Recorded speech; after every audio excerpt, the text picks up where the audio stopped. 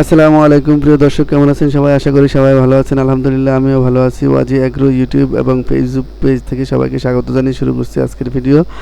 বন্ধুরা, আমরা আমাদের যেই দুটি মুরগির বাচ্চা ফুটেছিল সেই মুরগির বাচ্চাগুলোকে আমরা এখন ব্রুডিংয়ে রেখেছি। আর ব্রুডিংয়ে রাখার জন্য আমরা দোনোটা মুরগিকে রাখি নাই, দোনোটা মুরগির বাচ্চাগুলোকে একটি মুরগির আন্ডারে ব্রুডিং করাচ্ছি। তো এখানে কারণ হলো, একটি মুরগিকে আমরা অযথা সময় নষ্ট করাবো না। সেটা যদি আমাদের ব্রুডিংয়ের বাইরে থাকে তাহলে দেখা গেছে খুব সহজে আবার ডিম পারবে। আর মুরগির বাচ্চাও যেহেতু কম, মূলত দোনোটা মুরগির বাচ্চার মধ্যে আমরা 20টি বাচ্চা পেয়েছি। তো এই 20টি বাচ্চা এখন আলহামদুলিল্লাহ এখন পর্যন্ত আছে। এগুলোকে আমরা লালন পালন করতেছি, ব্রুডিং করাচ্ছি। এই যে এখানে দেখুন আদার, এই আদারের মধ্যে আমরা, এটা হচ্ছে স্টার্টারের সাথে আমরা এটাকে বলে কালো জিরা, সেই কালো জিরা দিয়েছি যে যদি যেন ঠান্ডা না লাগে। এটা আমরা নতুন করে আমি এখন থেকে প্রত্যেকটি মুরগির বাচ্চাগুলোকে আমি এই জিনিসটা দিতেছি, যেহেতু এখন হচ্ছে বর্ষাকাল। এই বর্ষাকালে দেখা গেছে মুরগির ঠান্ডা লেগে থাকে। তো বন্ধুরা, এই যে আমরা মুরগির বাচ্চাগুলোকে, এখানে আমাদের 20টি মুরগির বাচ্চা আছে। তবে এই মুরগির বাচ্চাগুলোকে লালন পালন করার জন্য আরেকটা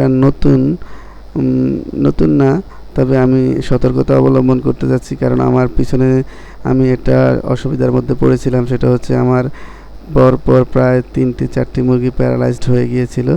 তো এই জন্য আমি এবার থেকে চিন্তা করেছি যে প্রথমেই যে এই বাচ্চা থেকে ফোটার পরেই 2 দিন পরে আমি 5 দিনের একটি কোর্স করাবো থায়াবিন দিয়ে। থায়াবিন যদি আপনি খাওয়ান তাহলে এটা হচ্ছে ভিটামিন B1 B2। আর ভিটামিন B1 B2 আপনি খাওয়ানোর ফলে দেখা যাচ্ছে যে পরবর্তীতে আর মুরগির বাচ্চাগুলোর এই যে প্যারালাইজড হওয়ার সম্ভাবনা কম থাকবে। তো এছাড়াও যেহেতু এখন বর্ষাকাল, সবাই সতর্কতার সহিত আমরা মুরগি পালন করতে চেষ্টা করছি। এই যে দেখুন, আমি যে আদার দিয়েছিলাম সেখানে এই যে একটি পিঁপড়া একটি খাদ্য নিয়ে যাচ্ছে। তো যাই হোক, আমরা চেষ্টা করব মুরগির বাচ্চাগুলোকে আমরা সঠিকভাবে পালন করার জন্য এবং ঠান্ডা থেকে এগুলোকে মুক্ত রাখার জন্য। তো আলহামদুলিল্লাহ এখন পর্যন্ত আমার মুরগির বাচ্চাগুলো ভালো আছে। দোয়া করবেন যেন আমাদের খামারটা একটু উন্নত হয়। আমি চেষ্টা করছি আমাদের খামারটাকে একটু বড় করার জন্য। এই যে আমাদের পাকের ঘর আছে, এই পাকের ঘরটাতে আমি আমার মুরগিগুলো পালন করি। আর এই বাম পাশে এখানে একটি খোয়াড় আছে, এই খোয়াড়ের মধ্যে হাঁস পালন করি। তো চেষ্টা করছি একটু বড় করার জন্য। এই যে বাম পাশে দেখা যেতে পারে,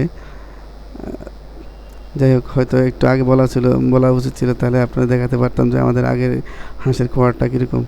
তো যাই হোক বন্ধুরা, আপনারা এই মুরগি পালন করার সময় অবশ্যই এই ঠান্ডার সময় আপনারা খেয়াল রাখবেন যেন ঠান্ডা না লাগে।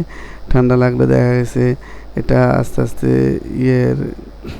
যে বড় রোগের দিকে ধাবিত হয়। তো সেদিকে আমরা খেয়াল রাখবো এবং আমাদের মুরগির বাচ্চাগুলোকে ঠান্ডা থেকে বাঁচানোর জন্য খেয়াল রাখবো আর কি। আসসালাম।